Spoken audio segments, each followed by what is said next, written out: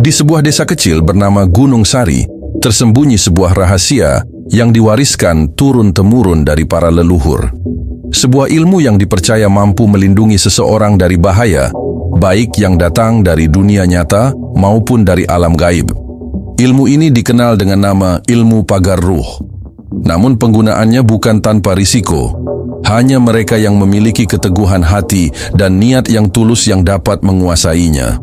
Kisah ini bermula pada seorang pria bernama Bima, seorang kepala keluarga sederhana yang tinggal bersama istrinya, Narti, dan putrinya, Dinda. Kehidupan mereka yang awalnya tenang berubah menjadi penuh ancaman ketika desa mereka dilanda serangkaian kejadian misterius, pencurian, gangguan makhluk halus, dan bahkan serangan dari preman-preman yang datang dari luar desa. Bima adalah seorang petani yang hidup dengan damai di Gunung Sari. Ia dikenal sebagai sosok yang jujur, pekerja keras, dan selalu membantu tetangganya. Namun, kedamaian itu mulai terganggu ketika sekelompok preman datang ke desa. Preman-preman itu menuntut uang keamanan dari para penduduk desa dengan ancaman kekerasan. "Bayar iuran keamanan setiap bulan atau rumahmu akan kami bakar," ujar salah satu preman kepada seorang warga. Desa yang biasanya damai berubah menjadi mencekam. Penduduk merasa takut untuk melawan karena preman-preman itu terkenal kejam. Bima, yang tidak ingin keluarganya menjadi korban, mencoba mencari solusi.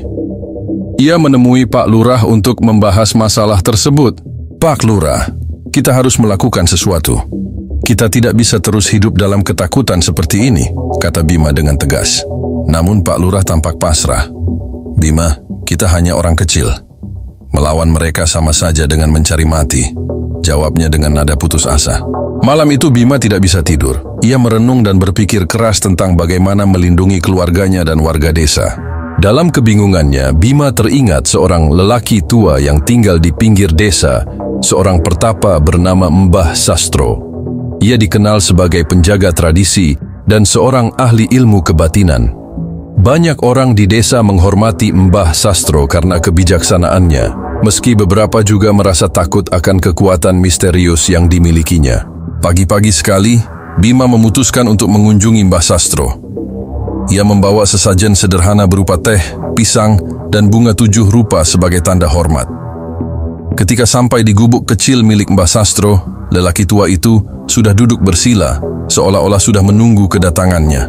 "Selamat pagi, Mbah," sapa Bima dengan sopan sambil menyerahkan sesajen itu. Mbah Sastro tersenyum tipis. "Kedatanganmu bukan tanpa alasan, Nak. Ada masalah besar yang kau bawa, bukan?" Bima terkejut, tetapi ia segera menjelaskan situasi yang sedang terjadi di desanya. Ia memohon agar Mbah Sastro memberikan solusi untuk melindungi keluarganya dan para penduduk desa dari ancaman preman. Mbah Sastro menatap mata Bima dalam-dalam, lalu berkata, "Ada ilmu tua yang disebut ilmu pagar ruh. Ilmu ini dapat melindungi dirimu dan keluargamu dari segala bahaya, baik dari manusia maupun makhluk tak kasat mata. Tapi, ilmu ini bukan sekadar mantra. Ilmu ini adalah komitmen dan ujian batin. Jika hatimu tidak bersih, pagar ini tidak akan bertahan lama, bahkan bisa menjadi celaka." Mbah Sastro memutuskan untuk membantu Bima setelah melihat ketulusan hatinya. Malam itu, ia meminta Bima melakukan ritual penurunan ilmu. Ritual ini dilakukan di sebuah tempat keramat di hutan yang hanya bisa dimasuki oleh orang-orang dengan niat murni. Ketika bulan purnama menyinari langit, Bima mengikuti Mbah Sastro ke dalam hutan. Mereka berjalan dalam diam, hanya ditemani suara angin dan gemerisik dedaunan. Setibanya di sebuah batu besar yang dikelilingi pohon beringin, Mbah Sastro memulai ritualnya. "Duduklah bersila di sini, Bima," perintah Mbah Sastro. Bima menuruti arahan tersebut. Mbah Sastro mulai melantunkan mantra-mantra kuno yang terdengar seperti bisikan alam. Bunga 7 rupa, air kembang, dan dupa yang menyala menjadi bagian dari ritual itu. "Pejamkan matamu, Bima. Fokuskan pikiranmu pada keluargamu, pada niatmu untuk melindungi mereka. Ingat, ilmu ini hanya akan bekerja jika hatimu penuh kasih dan keikhlasan," kata Mbah Sastro. Selama beberapa jam, Bima merasa seperti berada di alam yang berbeda. Ia melihat kilatan cahaya, mendengar suara-suara yang tidak ia kenali, dan merasakan kehangatan yang menyelimuti tubuhnya. Setelah ritual selesai, Mbah Sastro memberikan sebuah benang berwarna putih yang sudah diberkati.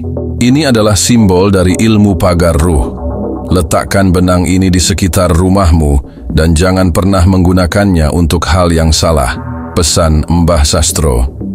Setelah melakukan ritual, Bima mengikuti semua petunjuk Mbah Sastro. Ia mengikat benang putih itu di pagar rumahnya sambil melantunkan doa yang diajarkan. Keesokan harinya, ia merasakan ada yang berbeda di sekitarnya. Rumahnya terasa lebih tenang dan ada rasa aman yang belum pernah ia rasakan sebelumnya. Keajaiban mulai terjadi ketika sekelompok preman datang ke rumahnya. Mereka berniat memaksa Bima membayar uang keamanan. Namun, saat mendekati pagar rumah, mereka tiba-tiba berhenti. Wajah mereka terlihat tegang, seperti melihat sesuatu yang menakutkan. Ada apa ini? Kok rasanya nggak enak ya? Bisik salah satu preman kepada rekannya. Tanpa berkata apa-apa lagi, mereka pergi meninggalkan rumah Bima. Istrinya, Narti, yang melihat kejadian itu merasa heran sekaligus lega. "Mas, apa yang terjadi tadi? Kenapa mereka pergi begitu saja?" Keberhasilan Bima melindungi rumahnya membuat para tetangga penasaran. Mereka mulai bertanya bagaimana Bima bisa melindungi keluarganya dari para preman. Bima hanya tersenyum dan berkata, "Ini hasil dari doa dan usaha kita, Bu." Bima, dengan izin dari Mbah Sastro, mulai membantu beberapa keluarga memasang pagar ruh di rumah mereka. Ia melakukannya tanpa meminta imbalan, karena ia percaya bahwa ilmu ini harus digunakan untuk kebaikan bersama. Sementara itu, para preman mulai menyadari bahwa desa Gunung Sari bukan tempat yang mudah untuk ditaklukkan. Setiap kali mereka mencoba mendekati rumah warga yang dipasangi pagar ruh, mereka merasa takut dan tidak berdaya. "Desa ini seperti punya kekuatan gaib. Kita harus cari tempat lain," kata pemimpin preman kepada anak buahnya. Dalam waktu singkat, desa Gunung Sari kembali tenang. Para preman pergi, dan penduduk desa merasa lebih aman dari sebelumnya. Meski Bima berhasil membawa ketenangan ke desanya, ujian baru muncul dalam bentuk kesombongan. Beberapa orang mulai memuji-muji Bima sebagai pahlawan desa. "Bima, kamu ini luar biasa. Tanpa kamu, desa ini pasti hancur," kata seorang tetangga. Awalnya Bima tetap rendah hati, namun seiring waktu, pujian-pujian itu membuatnya mulai merasa bangga berlebihan. Ia mulai berpikir bahwa semua keberhasilan ini adalah hasil usahanya sendiri, bukan karena kekuatan ilmu pagar ruh. Mbah Sastro, yang mengetahui perubahan sikap Bima, memanggilnya untuk berbicara. "Bima, ingatlah bahwa ilmu ini bukan milikmu. Ini adalah amanah dari alam dan leluhur.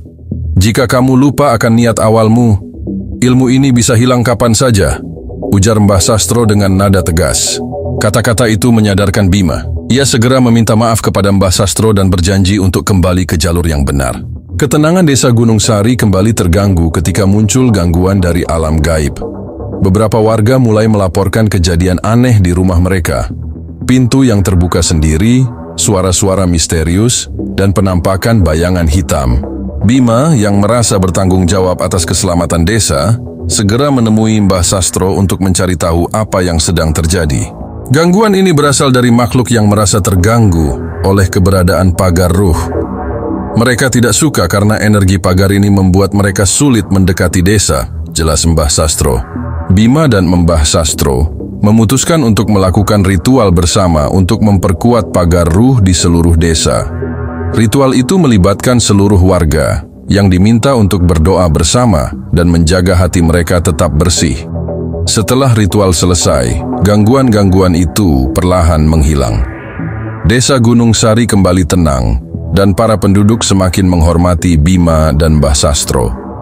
Seiring waktu, Bima menyadari bahwa ilmu pagar ruh bukan hanya tentang perlindungan fisik, tetapi juga tentang menjaga keseimbangan batin dan niat yang tulus. Ia belajar bahwa kekuatan sejati tidak berasal dari ilmu itu sendiri, tetapi dari bagaimana ia digunakan dengan bijaksana. Bima terus menggunakan ilmu pagar ruh untuk membantu orang-orang di sekitarnya. Ia juga mengajarkan kepada anak-anaknya nilai-nilai kejujuran, keberanian, dan kepedulian terhadap sesama. Dari zaman dahulu hingga sekarang ilmu ini masih sering dipakai oleh para sesepuh untuk memagari rumah atau tempat usaha atau lahan atau sawah atau kebun atau dalil-dalil. Kita tentu pernah mendengar atau pernah tahu ada maling atau rampok sampai pagi hanya muter-muter di lokasi alias linglung nggak bisa keluar, padahal pintu di depannya tapi nggak kelihatan, alhasil ketahuan pemiliknya. Ilmu inilah yang dipakai sesepuh kita. Maling atau rampok atau garong yang mencoba masuk pemilik ilmu ini, maka efeknya mereka akan linglung dan lemas. Bukan cuma manusia yang dibikin linglung, tapi jin, guna-guna, santet yang mencoba masuk dan niat zolim, maka akan linglung pula dan kembali ke pemiliknya.